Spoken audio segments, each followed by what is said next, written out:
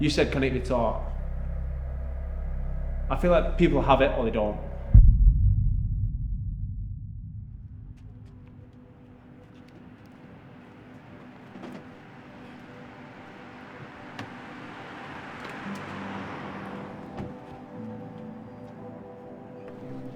Okay, so it's 6 a.m. We're about to do an intense running session with a group of runners that between 2:10 marathon pace and 2:50 marathon pace, so pretty quick runners. So when you hear the word intensity, what does it mean to you? Intensity to me means the ability to push. How you doing, man? Good to see you. Yeah? Okay. Good, man. Good. Hey, bro. This Nice to meet you, is bro. John. Yeah, what is it? John. Nice to meet you, man. John's my coach. Great. Rock and roll. And then obviously Tom, you've met Tom, yeah? Yeah. Hey, dude. Good to see you. Are you excited for the session? No, dude. It's all right. Do you think intensity looks different for every athlete, or is there a shared feeling everyone understands? I think some people can push intensity more than others. Some people can go into that hole a little bit deeper, but it's practice at the end of the day, and I think you can learn to become more intense. Oh, fucking doing me dirty with a faster pair of shoes. What a bitch ass. You can't just be intense every day. You need little doses every so often to make sure that you are progressing and you're practicing the element of intensity, but you can't do it every single day. If you do, then you're just going to end up either burnt out or injured. Well, the bulk of the group is going to do a 6 mile tempo run at probably about right at marathon pace, maybe 5 seconds per mile under marathon pace, about 3 seconds per K under marathon pace. And then go and do an 800 meter float where it's faster than their easy run pace, but slower than tempo pace, right? And then go to the line and run 2 miles at about 10 seconds per mile faster than goal marathon pace. Then do another 800 float, and then a mile probably down at about 10K pace at the end of the workout. Wow. So I'm a strong advocate that you should train intensity at least weekly, if not fortnightly. So pushing yourself to that intense level and that near maximum every couple of weeks when you're training. Oh, a session like this probably once every 14 days. Once every 2 weeks. You know, and then next week we'll go be on the track, so we may run 2Ks, 1Ks, 8s, maybe a combination of them. If you add in too much intensity, you're gonna go backwards. You're gonna get injured or you're breaking your body down, and that's what intensity does. But when you get close to competition, you need that race sharpness, and that race sharpness is intensity. You can't do 3 of these a week. Listen, you could, but you're gonna be wrecked. You're gonna be tired, and so you have to really, really understand what intense is, what it intense means for whatever period you're in. For sure. Macro cycle, Yep. mesocycle, Absolutely. microcycle, and then individually, even each session. So there's 4 big pieces. We got to figure out what the proper intensity is for each cycle. If each zone that you're person. in. Yeah. If you're 30 weeks out from a marathon, For your intensity might look different, and the way we characterize an intense workout from a workout that's 4 weeks out from the marathon. For sure. Right? There's a scale where volume is at one side and intensity is at the other side. And your training will be somewhere throughout on that scale.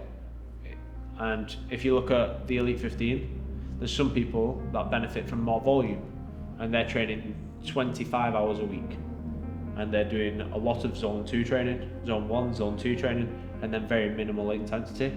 Where there's people on the other side who train more intense but do less hours. So they might only be doing 12 hours a week, but they're just as fit and they're pushing themselves more intensely. So that's the interesting thing about Hyrox, is there's not one way to do it. It's not like triathlon where everyone must be doing 25 to 30 hours per week of training. There's some people that get by on a lot less but still have the same results. So it's interesting that we're in a sport where it's evolving and there are different training methods. That is where the art of coaching comes in, because you have to know your athlete. Hey, this athlete typically has had a history of getting injured at these parts of blocks, or at this zone. If I'm not careful about monitoring his or her volume, monitoring his or her subjective effort level to make sure she or he is not overrunning workouts, trying to beat the workouts, right? You have to look at some person and say, hey, they're really good on volume. They just typically recover really well. They do a great job with this. They can run 140, 160 kilometers a week. I've got people running 170, 180 kilometers a week. Okay? Other people can only run 110K a week. And they might have such different subjective or objective even talent levels, where one person could go and run the same marathon time on 120K a week as it takes another guy 180K to hit the same time, right? You got to know your athletes. You got to know how much volume, how much intensity, how often to do it, and this is the really uncomfortable truth. There is a little bit of trial and error. You can practice to be in an intense zone physically. Some people are naturally gifted with being able to push the intensity harder than others, but again, I think you can train it. It's fucking hot here and it'll toast you. Yeah, the humidity will get you. Start out at 5:30 and see how that feels. And you can always pick it up. 2 seconds, squeeze it a little bit.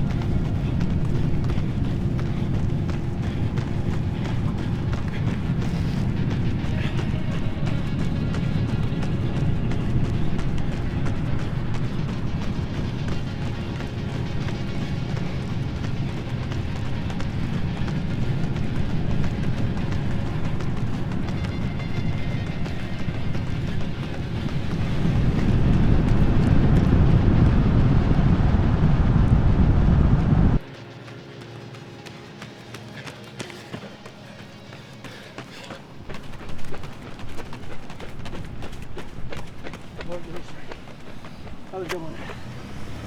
Oh. We were digging ditches out there. That was a pretty workout. Yeah, it was tough. You want to do the full 2? Yeah, if you want. Yeah. Easy. Yeah. What time is it right now? Anybody got the time? 7:05. I'll hit 1. Yeah. I can do 1. Yeah. Okay. Cool.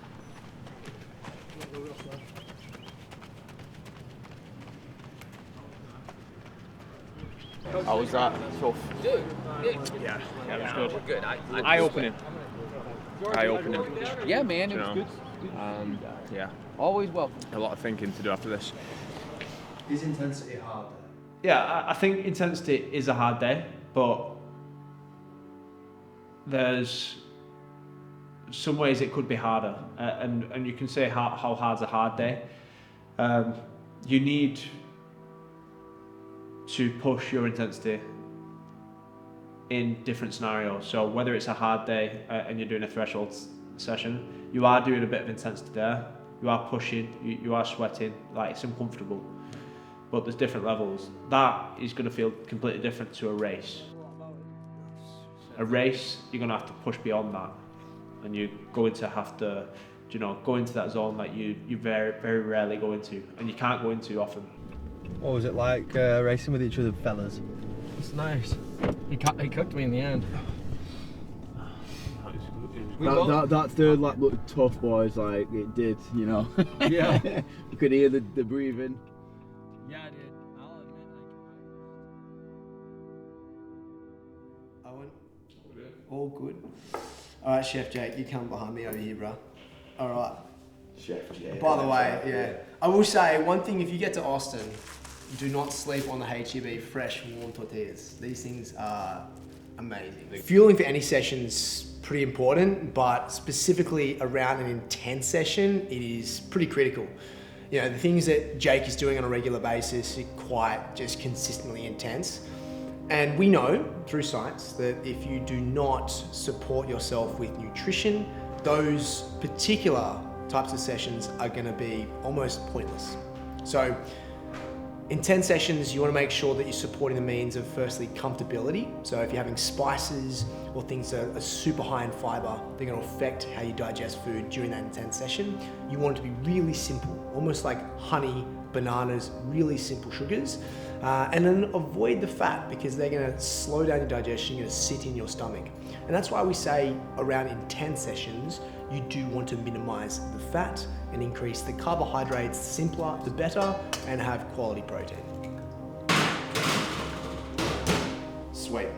Now, how we fuel for intensity is actually more about not just the what, but the plan. So I feel a lot of people around their intense sessions don't think ahead like they would with their plan of actually the exercises and the workout, just as much with respect to the nutrition. So it all starts with the planning, knowing what's available to you, what you've already cooked, maybe where you're gonna be, because ultimately you wanna have something within 30 minutes of your session that's light, but got a nice little simple sugar. So could be a banana, could literally be honey on white bread, or even just could be G1M, which is fantastic, obviously, as one scoop into the sodium as well. And the similar thing for after, and that also just becomes down to your planning. If you know where you're gonna be, if you know you'd have access to, you're gonna then have the how and the what. So I like to plan out my Sunday nights knowing where I'm gonna be along with what my sessions are, because it allows me to then superly, honestly just go, all right, well, I'm gonna go to this store to buy this, or I'm gonna bring this to the session. And then tilt the pan as you make the CC. Like that way? Yeah, so you're gonna lift it up this way. There you go, there you go. All around it. Shit. Really? You know that? I mean, we'll give you that. That's not bad. That's not bad. So there's no rows, but you can see the layer. Your layer game was class. Layer game was class. The biggest misconception around athletes and fueling is they fuel enough, and that is consistently incorrect that I have seen in all my experiences. Athletes simply do not eat enough food and have enough electrolytes to support the workouts they have, not only for that day, but the ongoing days ahead. Because ultimately, the work doesn't stop. Your body's gonna be active when you're at physical rest because it's looking after all the internal systems, so you still have to support those nutrient needs as well. So yeah, I think more often than not, I see athletes undereat, underfuel, and once they finally get that light bulb clicking, you will never underfuel yourself again. I feel like I'm cutting half the wood. Attaboy. Oh, maybe. I didn't get... You didn't get level completely, but like you're still trying to... Sorry, what's that one? Off with his head, mate. Yeah, so the breakfast taco that Chef Jake just made is unbelievably perfect for a breakfast. You can make it to whatever standard you want, being high in protein, high in carb, but then also you can flex the avocado and the cheese if you want to have it as an addition to an already existing meal. And what I mean by that is you want to get your protein and carbs in directly after a workout. So if this was the first thing he had after a workout, he would take away the cheese, take away the avocado. It's got fantastic carbohydrates from the flour of the tortilla, which is simple, the starch from the potatoes, and you got the eggs themselves. So eggs do contain fat, but that's a great source of amino acid. If you were saying that he's already had, say, a shake, which is high in bananas, which has got carbohydrates and protein, then this could be his first whole food meal, which can then contain fat. So it's fantastic because it's flexible, delicious, and shows off Jake's unbelievable egg ability. They're doing a little warm-up, ski row warm-up. We're then going to get into a little bit of function work, so we're just going to open up the hips, the knees, switch the right muscles on. So we're going to do some low lunges, we're going to do some hip airplanes, and possibly a little hinge exercise, like a single leg hinge drill. We're then going to get into some goblet squats, which will then form the start of our technique part. We're going to be focusing on sleds, burpees, ski ergs and wall balls. So we're kind of covering all bases, with the strength being like a really nice warm up and opening up and activation in the right areas of the body. And then Jake and I are going to be taking Dan through some technique on the sleds into the wall balls, and then we'll start a conditioning session, which they're going to do one piece where they're both working, kind of side by side, and then they're going to do one piece where they're doing a kind of partner workout. So yeah, it's going to be a nice flowing session around about an hour, and let's see how it goes. We catch, we start the momentum, we go, we release, and we're back to the top. So you try and put more emphasis on making sure you're essentially putting more power through the first or this middle section. It's like catch. Yeah. We have got some tension and we're moving down. Yeah. But then we're really putting the effort in the area where physically, my mechanics, I'm not very strong up here. Yeah. I'm a bit stronger here, Gotcha. and I'm not very strong down here. Gotcha. So I want to do that work here to here. Yeah. We still move through that full range, but there's really thinking about that being the work. Fuck. Yeah, does that make sense? Yeah. And then we kind of recoil and we come back in. Fuck, dude. Does that make sense? Yeah, bro. So when we get into some ski work later, let's try and put that into Try that practice. in. Fuck, this whole time I've been shortchanging myself. Fucking yourself in the ass a bit, literally. Intensity, really, if you break it down, or if you think of it in another way, is just effort. Like, intensity is effort, and it's how much effort you are putting into whatever it is. A zone 2 run would be 5 out of 10 intensity, 5 out of 10 effort, whereas a race is 10 out of 10. Rate of perceived exertion scale, but it's not just in your mind, it's based off the numbers as well. Like, intensity is one of these things that, like, again, you can train your mind to get better at intensity and be more intense. So the first time you do a really intense session, that's going to feel 10 out of 10. But the third time that you do it, it might only feel an 8 out of 10. And then you then have room to push even more. So it's a weird thing. Like, you kind of just get better on the mental side as well as the physical side at pushing.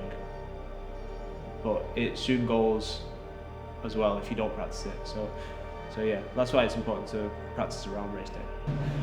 Just showing Dan just a little bit of our kind of preparation work before we get into some intense Hyrox stuff. Super important to make sure before any form of intensity that everything's switched on, all the muscles are activated, and everything feels even. Like, imagine if you've woke up, you've got a tight hip.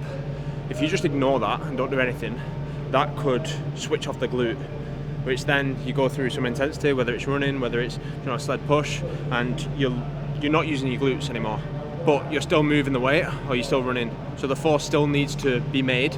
So that's overloading your calves and your hamstrings. So, and if they can't cope with that, then something's going to pull. So we need to make sure everything's switched on, everything's firing, so we can spread the load evenly and we can apply maximum output within that session as well. That's just like chance of injury, but like, even chance of injury aside, like, if all your muscles aren't working, then you're not performing at your best. You just can't physically do that. So, just priming the body, making sure everything's working, is like number one before getting into an intense session. This is what's crazy.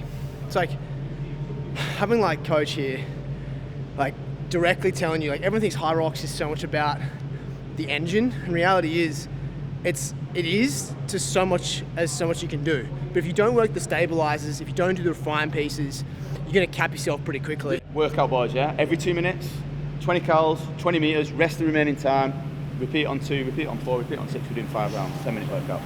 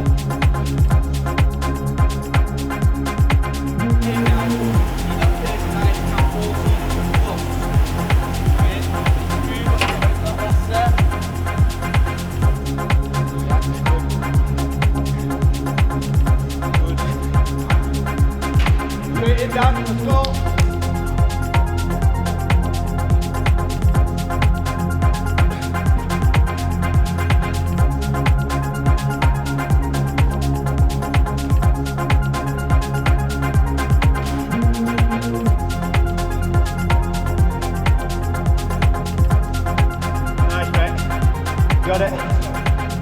One more. Yeah, there we go.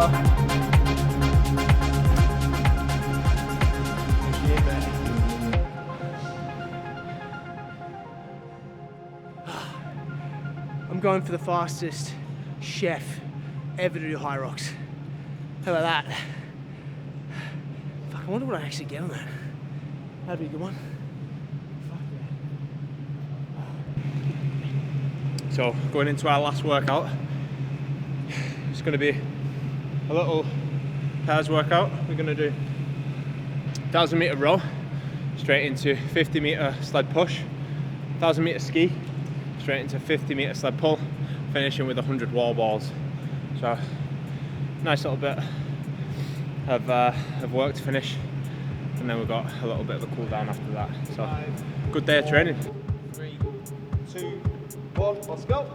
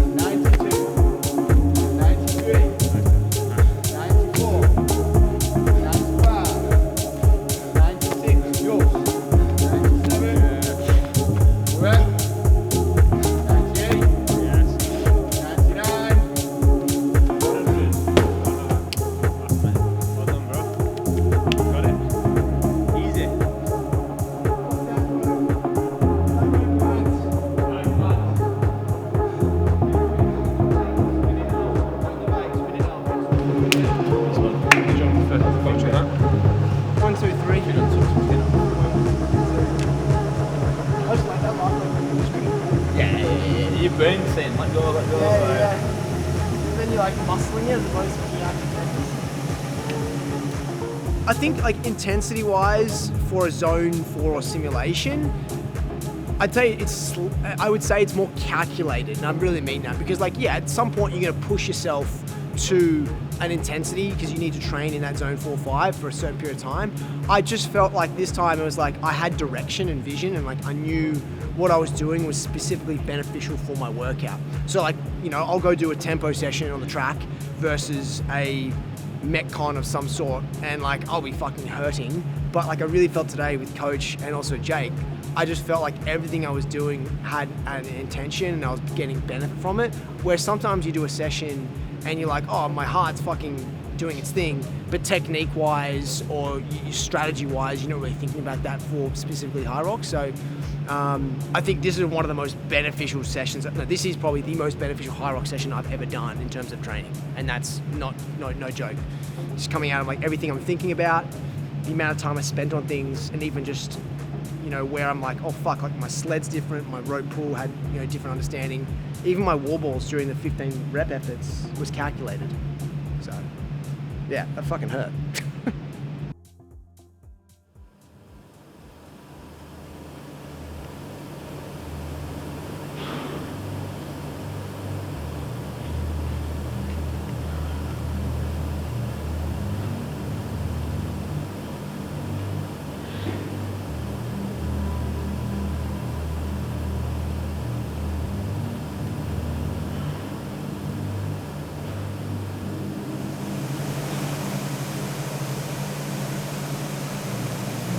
So today we've got an active recovery day.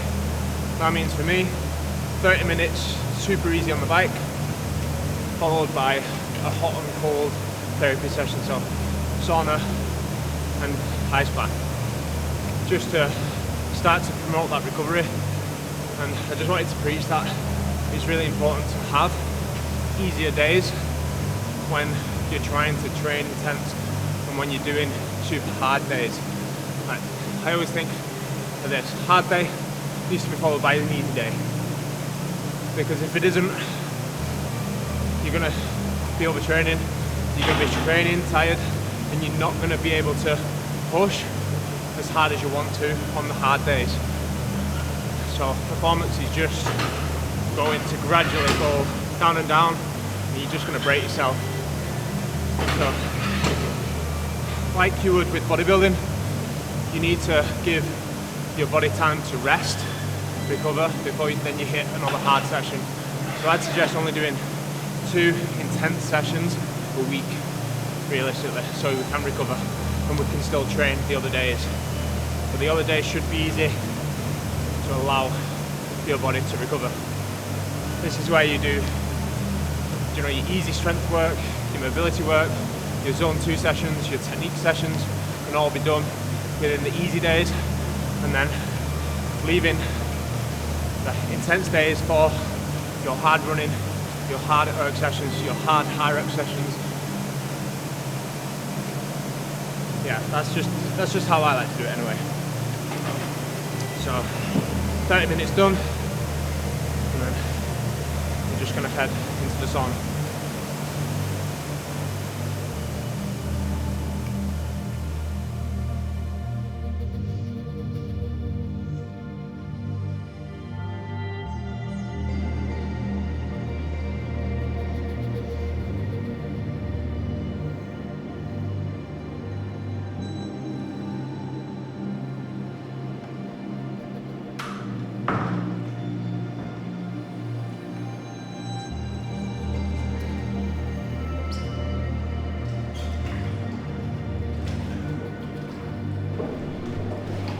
So 30-minute bike done. Now just doing a bit of hot and cold therapy. So 15 minutes in the sauna straight after the bike, and then we're jumping in here doing 2-minute intervals. So it's pretty cold, but yeah, just helping reduce that inflammation, getting the blood flowing, and yeah, just trying to optimise recovery. After this, we're going to eat, and then that meal's done for the day. Rest up after that. All good.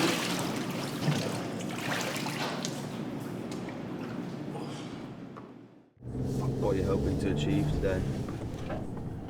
I just want to go and have fun. I've never actually run a race in the US, so I just picked a 10k to go and run. Really, this is just a training session. It's just it's good to run with other people. I'd suggest training with people that are better than you, and if you surround yourself with them people and do training with them people, you'll soon learn how to push, and you'll soon learn if you have it or not. Because some people just don't have it, I find. You said connect guitar. I feel like people have it or they don't.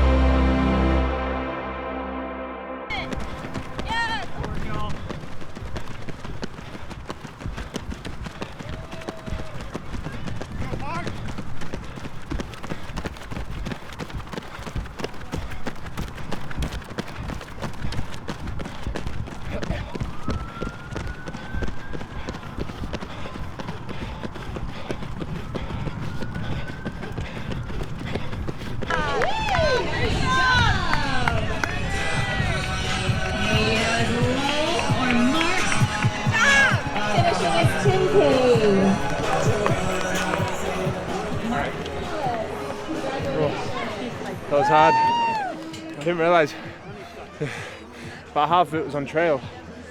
Oh. We thought it was a road race,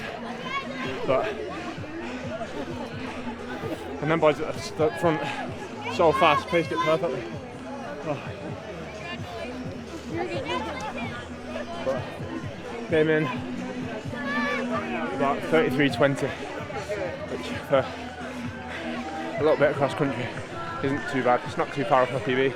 25 seconds, so. If someone wants to train with more intensity, where should they start? I think when it comes to training with intensity, I think you've almost got to earn the right to train with intensity. You've got to build a base first. If you just go out the gates super hot and go ham every single session, then like I say, you're going to burn out. You need to build that base where you can recover, and then you still only prioritize certain sessions where you go intense. And this might start off as it's just 5 minutes at the end of the session. You do a maximum distance on an erg, whether it's a rower, ski erg, assault bike, and you just push to your limits.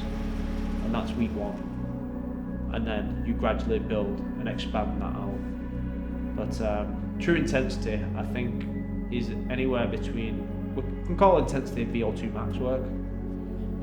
That's true. That's between 1 and 5 minutes where you can actually push kind of like all out. And if we're talking about absolute all out, then it's about 10 seconds where you can really, really, really push. So, there's different types of intensity. There's kind of like sprinting, there's anaerobic work, which I think that's what we're talking about.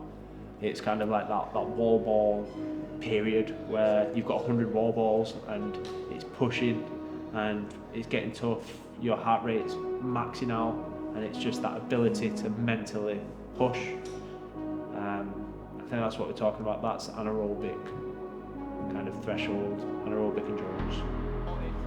So 1 to 5 minutes. If you want to train it, we should be doing reps of 1 to 5 minutes, and then resting probably for the same amount of time. So if you're doing 5-minute efforts, you rest for 5 minutes. So you rest is really big, and you repeat that.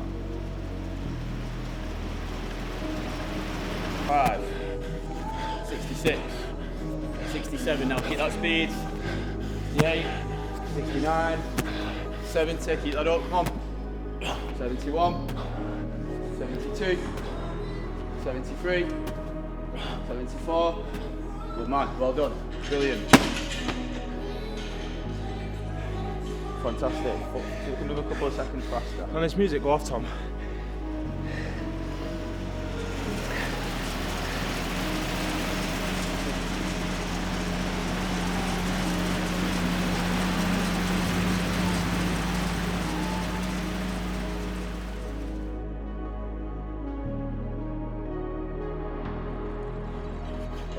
Great reps, come on.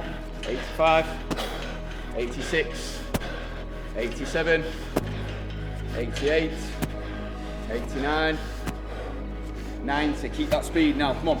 91, 92, 93, 94, 95, 96, 97, 98, 99, 100.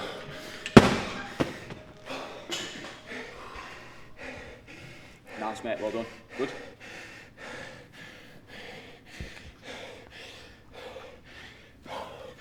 The aim is to go unbroken at the end of a race.